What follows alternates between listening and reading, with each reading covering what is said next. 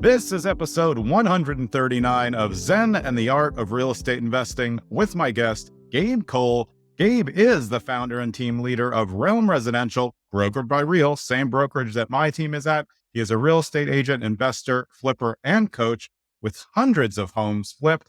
Gabe, welcome to the show. Jonathan, so glad to be here. Really it's looking great. forward to this. Me too, and great to connect with you. And I know that your interest in real estate goes way back and is a family thing. So tell me about that. Yeah, I got into real estate because I kind of married into real estate, to be honest with you, right? So it was something that I was always interested in when I was younger. But when I graduated from college, I had actually met my wife in college, and we moved from LA to Orange County. And her father, so my future father-in-law at the time, had been a top producing agent in the market. And it was something that I really gravitated towards. And I went to him, I'm like, hey, I'm really interested in this. I'm a hard worker. I'm a quick learner. Will you teach me? And he took me under his wing, and, he became my father-in-law for the first probably, 5-6 years of my career. He literally was my coach, my mentor. And it was a really good start for me to get into real estate because, one, I think coaching and accountability are paramount in any industry, especially real estate. And to have someone that was not only showing you how to be successful and what to do, but also the ultimate accountability, because you don't want to let down your new father-in-law, right?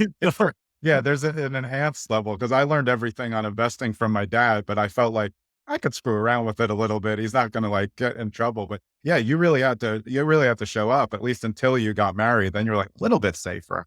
Honestly, no, not even after I got married. I felt like, hey, I've got goals here, and he never really put my feet to the fire or anything, but I just felt it, and I wanted to impress, and I wanted to build a lifestyle for myself, my wife, and we wanted to grow a family. So, I just hit the ground running. I think it provides reps because the thing that investors are missing when they're new and they don't even know any agents is they haven't looked at properties. They're looking online all the time. You're like, well, how many basements have you smelled? Mm-hmm. You have to know the things. And if you're an agent and you're showing, hustling and doing, 10, 15, 20 showings a week over 3-4 years, you have a million reps for when you become an investor of just looking at houses, good ones and bad ones. Do you think that really helped you in just kind of identifying for your own investments where things can go wrong in the process? 100%. It 100% did. We don't, when we look for flips, even if someone brings me a great deal, if it backs to a busy street, those are not in my buy box. If there's high tension power lines above it, look, I'm not saying you can't make money on those properties, but I don't want to be in a position we're in a super hot market right now. That can change. Interest rates. Yeah. We saw it even, in the last year or two when interest rates shot up, the market paused. I don't want to be stuck holding any property that has any negative attributes to it. So that's why I don't buy on busy corner streets or backing to a street or power lines or, maybe even a busy school or busy intersection right next to the house. I stay away from those types of properties because they're the last to sell if things get, if the market starts to turn. I've almost never used any partnerships in my life. I was fortunate enough where my dad had set up a really good system for me, and I've been using the same system where I'll build asset-based lines of credit for myself so I don't have to go out and take other people's. I had a couple partnership ones that went sour on flips, and it made me scared. My last one was a partnership. We did great. But I'm a little bit of a control freak. So even if I did it, I would be much more interested in the debt side. The deals that I've done have just been 50-50 splits together, doing the whole project together, hands on. And usually the other side, I can't be a day-to-day person. I'll fire everyone. I just can't. I see a speck on the wall. I'm like, I know myself better than to be on site because that'd be dumb. Then we have to get a contractor who's not even as good as the contractor I don't like, and lose the project. But that would be the way that I go. I feel like it's a safer portal and a more silent partner, which suits my personality better.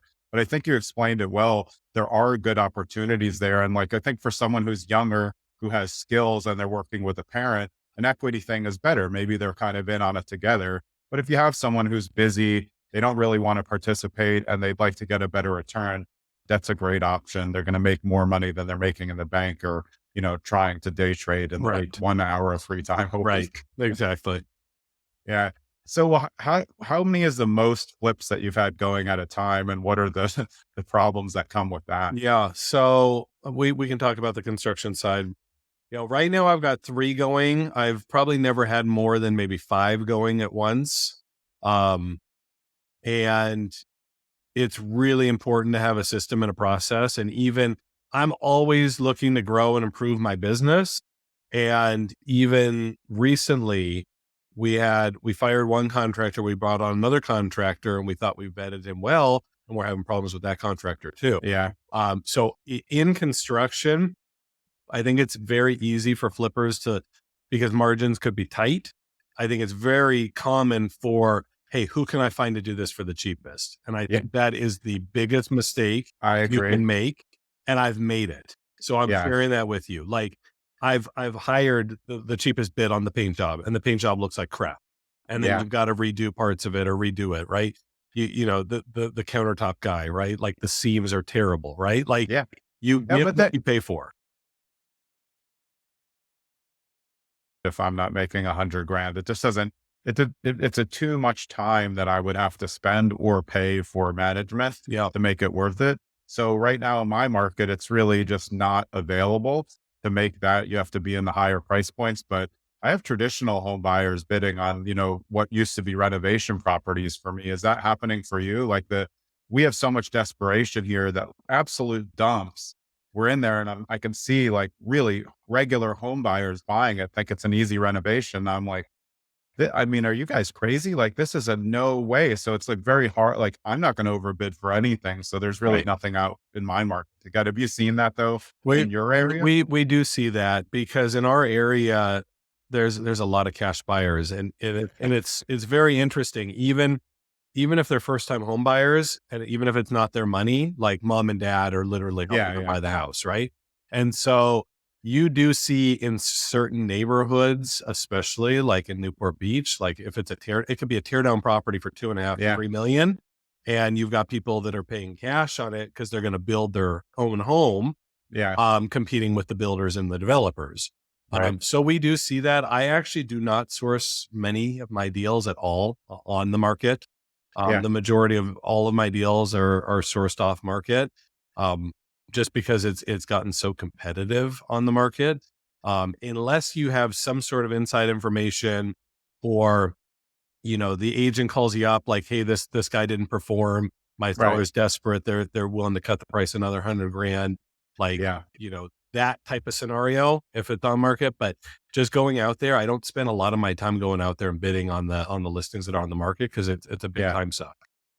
Yeah, I mean, I agree. It used to be easier for me to find on market, and now it's just there's just too many hens in the hen house, and that's never a great strategy for me. Direct to seller is always the best, or referral, or like you said, somebody who already knows you. They're like, hey, we have some overage here.